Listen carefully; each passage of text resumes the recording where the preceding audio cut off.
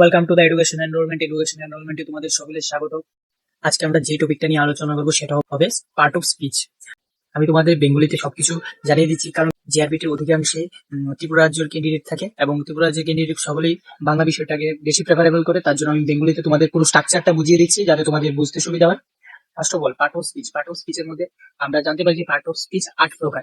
8 প্রকারের মধ্যে number 1 noun, pronoun, adjective, verb, adverb, preposition, conjunction, interjection, এবং সবগুলির এখানে বেঙ্গলিও দেওয়া আছে, বিশেষ্য, বিশেষণ, সর্বনাম, অব্যয়, ক্রিয়া, এগুলি সবগুলি দেওয়া আছে। ফার্স্ট অফ অল আমরা কি জানবো যে নাউনটা কি, এটা আমাদের জানতে হবে।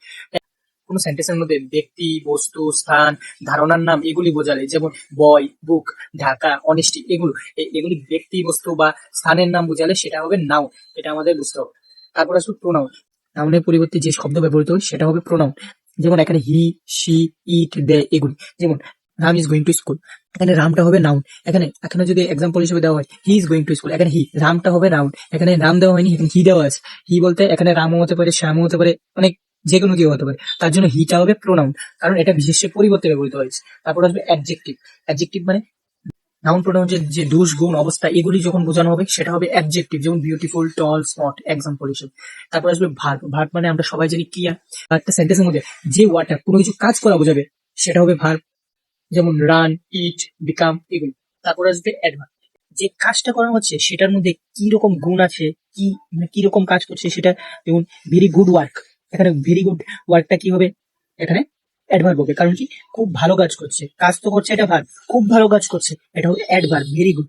হ্যাঁ, এটা একটা এক্সাম্পল হিসেবে তোমাদের দেওয়া হচ্ছে, কুইকলি, ভেরি ওয়েল এগুলো। তারপর আসবে প্রিপোজিশন। ঠিক আছে, আমরা একটা শব্দের সঙ্গে আরেকটা শব্দের সঙ্গে যখন একটা সম্পর্ক আইডেন্টিফাই করবো, তখন আমি কি মিডল যে ওয়ার্ডটা থাকবে সেটা হবে ইন, অন, এট, বাই, এগুলি হবে প্রিপোজিশন।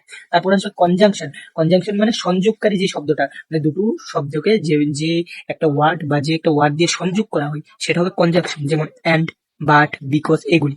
তারপর আসবে ইন্টারজেকশন। ইন্টারজেকশন হবে বিস্ময়বোধক বাক্য। বিস্ময়বোধক বাক্য মানে প্রশ্নার্থবোধক বাক্য ইন্টারজেকশনে যাবে না, কিন্তু সেটা ইন্টারজেকশন মানে বিস্ময়বোধক বাক্য, সেটা হবে ও, এলাস, ওয়াও এগুলি হবে ইন্টারজেকশন।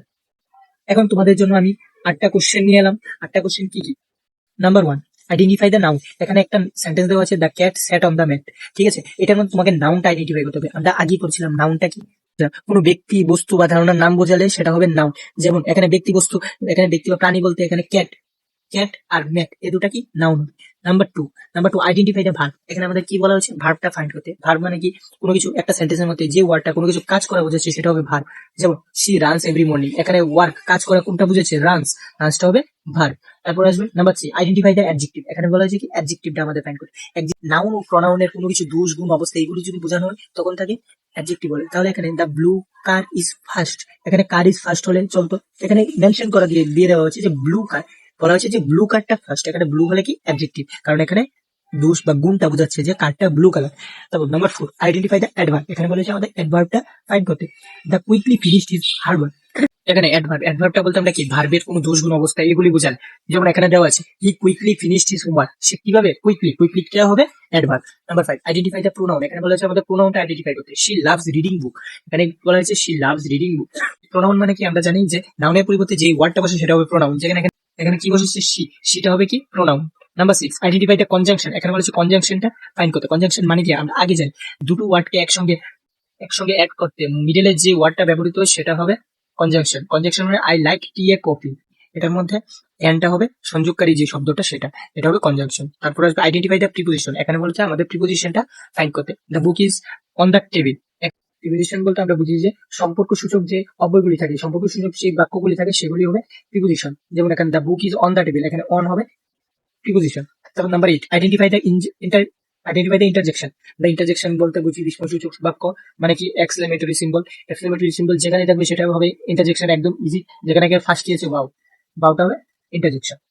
পার্ট অফ স্পিচে তোমাদের একটা দেওয়া আছে যে noun, pronoun, conjunction, interjection, preposition, adverb, adjective, verb, এইগুলো হবে তোমার পার্ট অফ স্পিচ। এখানে তোমাদের একটা মাইন্ড ম্যাপ দিয়ে দেওয়া হয়েছে যাতে তোমাদের পড়তে সুবিধা হয়। এর পিডিএফটা আমি টেলিগ্রাম চ্যানেলে দিয়ে দেবো, টেলিগ্রাম চ্যানেলে সবাই যুক্ত হয়ে যাও।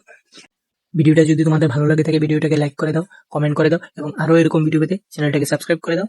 ধন্যবাদ।